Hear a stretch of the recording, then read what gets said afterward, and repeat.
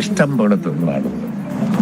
എന്നിട്ട് നേരെ എതിർ വോട്ട് ചെയ്തു എന്ന് പറഞ്ഞാൽ പ്രവർത്തനങ്ങൾ സർക്കാർ നടത്തിയെന്ന് പറയുമ്പോഴും ഈ പെൻഷൻ കൊടുത്തു എന്നൊക്കെ പറയുമ്പോൾ സ്റ്റണ്ടായി, ഇലക്ഷൻ സ്റ്റണ്ടായി ആണോ ആളുകൾ കണ്ടത്? സ്റ്റണ്ടായിട്ടല്ല, ഇതെല്ലാം വാങ്ങിച്ച് നല്ല ഭംഗിയായി സാപ്പാട് കഴിച്ചിട്ടുണ്ടാകുന്നത്. എന്നിട്ട് ഏതോ തക്കതായ നൈമിഷികമായ വികാരത്തിന് എതിരെ വോട്ട് ചെയ്തു എന്നാണ് എനിക്ക് തോന്നുന്നത്. പിന്നല്ലാതെ നന്ദികേടെല്ലാം നല്ല അനുകൂലമാണോ? ക്ഷേമ പ്രവർത്തനം, റോഡ്, പാലം, വികസന പ്രവർത്തനങ്ങള്, ജനക്ഷേമ പരിപാടി ഇതുപോലെ കേരളത്തിന്റെ ചരിത്രത്തിൽ നടന്നിട്ടുണ്ടോ? ഇല്ലല്ലോ. ഇതെല്ലാം വാങ്ങി നല്ല ഭംഗിയായി സാപ്പാട് കഴിച്ചവര് നല്ല ഭംഗിയായി നമുക്കിട്ട് വെച്ചു എന്നാണ് എനിക്ക് തോന്നുന്നത്.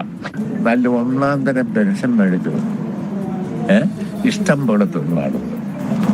എന്നിട്ട് നേരെ എതിർ വോട്ട് ചെയ്തു എന്ന് പറഞ്ഞാൽ അതിന്റെ പേര്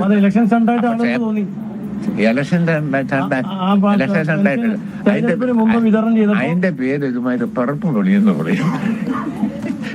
ചാപ്പാട് കഴിച്ചാലേ നിങ്ങൾ എനിക്കൊരു ചായ മേടിച്ചു തന്നാൽ അതിന്റെ ഒരു മര്യാദ ഞാൻ. തോൽവിയേക്കാൾ വലിയ അപമാനമായി മാറുകയാണ് എം എം മണിയുടെ ഈ പരിഹാസവും പ്രതികരണവും.